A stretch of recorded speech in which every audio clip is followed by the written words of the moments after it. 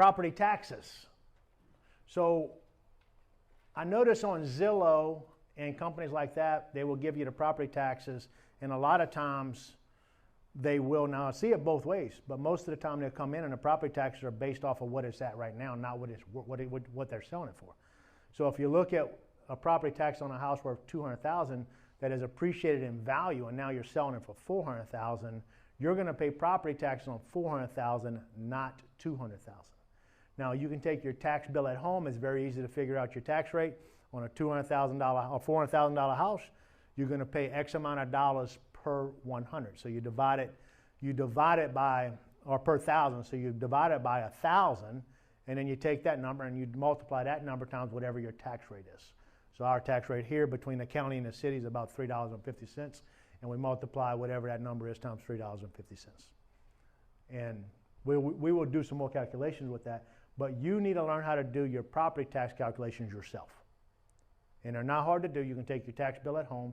They're going to discount it down, so that $400,000, they're going to assess maybe 25% of it. So you'd multiply it times the 25% first, then you divide that by the $1,000, then that's going to multiply that times your tax rate. Sometimes you can go to the county assessor website, and depending on where you live, and you can, they have a little. They got a calculator? They have a calculator to plug it in. We ain't got one of those.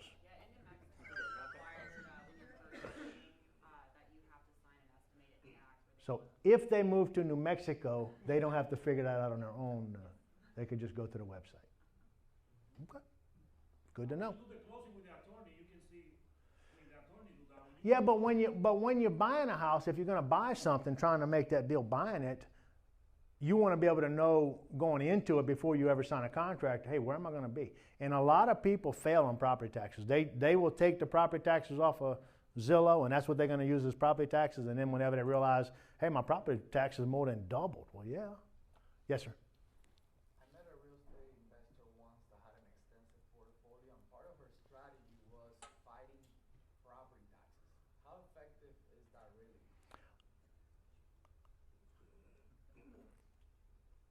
I don't think I think there are people out there that have jobs that's what they do. I look across my portfolio and I could argue this is worth less money than this is supposed than you got on it. But then I look across it more and I see this one right here that's worth way more than what they got it listed as. And I go back and forth and I find a good median and I'm happy with it. I have never fought it. I've only ever fought my property taxes 2 times, and both times I lost. And so I think that if I hired a company to do it, would they do better than me? Maybe so. Is that what she was doing? She was doing it for other people or just for herself? No, she was hiring somebody, and my understanding was that she would only pay them if they were successful. Okay. Now, yeah, that I would say that would be a good business. I mean, you can save, but you know, my normal property taxes we pay are only a couple of $1,000s a door. You know. I think in Florida it also varies by county. I don't know about Miami-Dade, but I know in Broward, I know quite a few people have fought against Broward and won with the property taxes. So I think in Florida it really varies by county. And a lot of them you got to have an appraiser do a legal appraisal on it and stuff like that whenever you're fighting it because it's just way out of line. And if I had something that was way out of line, I would. I mean, we talked to somebody the other day. Our realtor told us that they could probably get us $4.5 million for this building. I paid $350,000 for the building. It's still assessed at like $400,000. So I'm not really complaining about paying higher taxes in some other areas, you know, because they're doing it based off of what I paid for it, and based off of, you know, maybe a 5% increase every year because that's what they're using, a 3 to 5%, 3 to 5%. So somewhere up in there they use every year, and they adjust it every year. But if I bought it at a huge discount, how's it ever going to catch up? It's never going to catch up until I sell it to somebody else. Then it's going to be a whole world of difference for somebody else.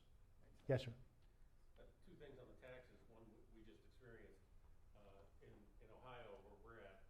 The home we bought was owned by an elderly couple, and they had what they call homestead exemption. Mm-hmm. And so the Zillow taxes you mentioned say were $3,000, but now that we own the home, it's going to be $4,000. Yeah. So that's something to figure in. You know, make sure you're not Yeah, you need to pay attention to it because that can bite you for a couple of $1,000s a year, and you're going to see not on this one right here, but on the next. Whenever we break this down on a cash on cash basis, it's a big deal. All right, so next, maintenance fee.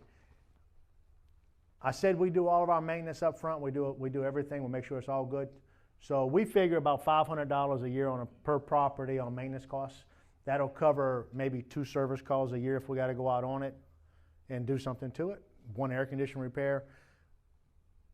And across our portfolio, because we have hundreds of properties, we can throw that number across everything.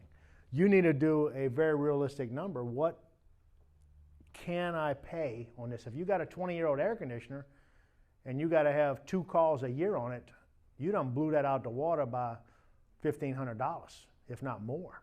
So understand what you got, because if you don't put that in there and you got to spend it and you don't have that money to spend, you can find yourself in trouble quick, real quick. Maintenance is a big deal. Pay attention to what kind of sewer pipes you got, what kind of water pipes you got. Pay attention to everything. Now we're going to loop everything back around on how the reward comes in year over year over year, but this is just dissecting it down. And if that number needs to be $1,500, then you put $1,500 in there, because you need to know, this is my worst case scenario. Can I still survive? At $1,500 repairs on this, can I survive? Yeah, $500 is great, but can I survive if it's $15,000? What's the worst case scenario? And that's what you got to do when you're working on a budget. And if you're able to manage that property in a way where you don't have to spend all that money, cool. That goes into your pocket at the end of the year. You don't have to, get that account to where you want that maintenance account and just keep it there, and the rest of it goes into your pocket. Accounting and legal, we figure in an eviction almost every year. Eviction prices went up a little bit, so now we're probably about every year and a half in there for an eviction. Christina, how many evictions we had last year? Total, roughly?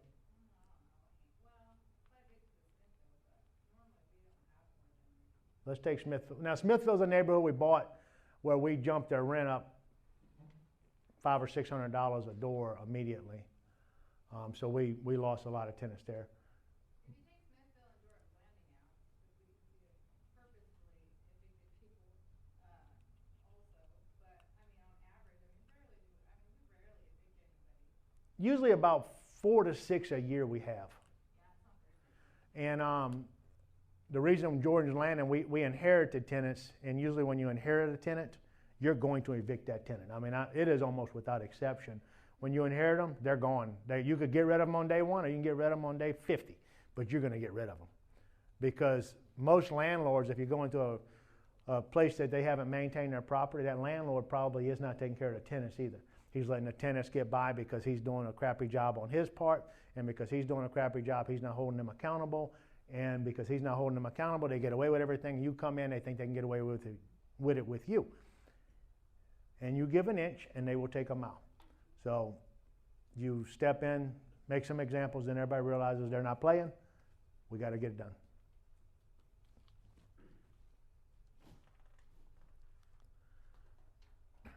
So our total expenses are $85.50. Our total income's $27,900. That's going to give us $19,350 a year worth of profit on how much of an investment? $254,000 right there.